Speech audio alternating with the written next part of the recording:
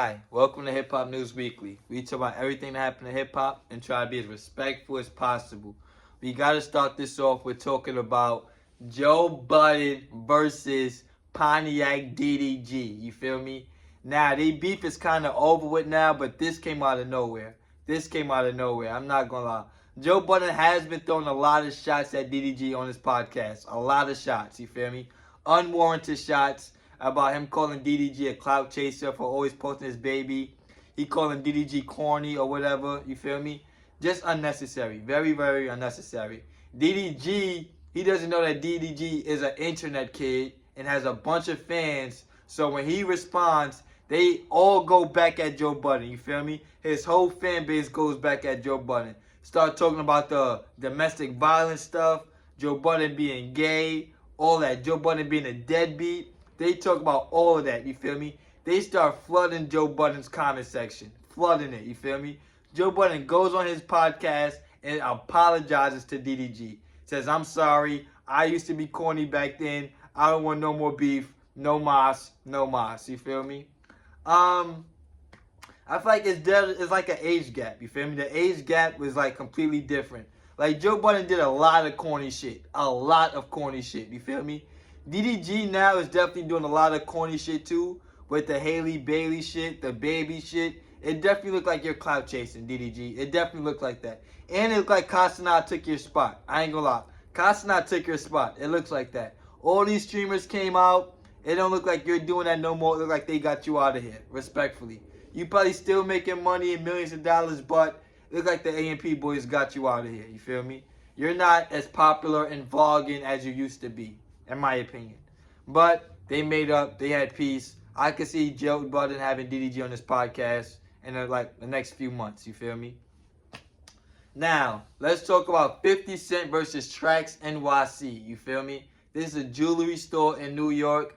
They've been going back and forth with 50 Cent. 50 Cent made a custom jewelry piece, a custom Jesus piece, basically. The jewelry company ends up copying the same piece that 50 Cent have, and they start selling it. 50 Cent says, you know what? I'm about to sue you dumb niggas. I need my bread. Smart. Don't play with 50 Cent. Don't play with him. You feel me?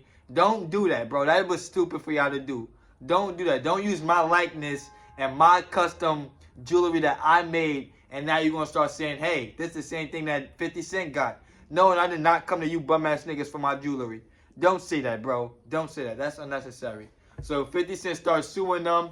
The man posted a video like, hey, 50, the Jesus piece is about forgiveness. Just forgive me. I'm sorry, da-da-da.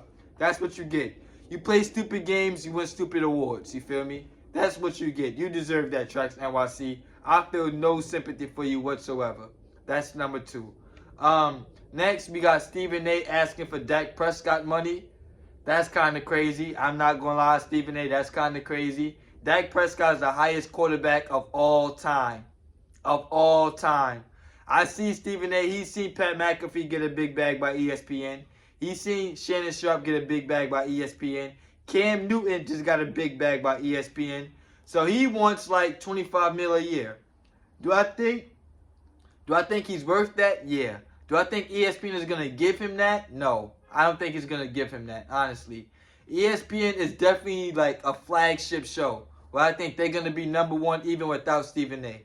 Does Stephen A add to that? Yes. But if they have Cam Newton, Shannon Sharp, and Ocho Cinco on the show talking football, you don't think that's going to be number 1? You feel me? They can buy the number 1 spot, bro, honestly. They can buy the number 1 spot. FS1 already lost Skip Bayless. So who's your real competition right now? ESPN. I think they can afford to lose Stephen A. They don't want to, but they can afford to lose Stephen A. They just lost Woj. They can afford to lose Stephen A, in my opinion. And last but certainly not least, Rilla and Sexxy Red finally do a song together. Finally. I've been thinking they had rap beef or something, you feel me? 2 of the biggest rap stars going on today finally got a song together, and it's the Wipe Me Down remix. Shout out to them for that, you feel me? Glorilla, Sexxy Red finally did a collab. It was dope too. And Glorilla finally got her first debut album coming out this weekend. This has been Hip Hop News Weekly. Let me know what you think in the comment section. Like, comment, share, subscribe. I'll be back with more.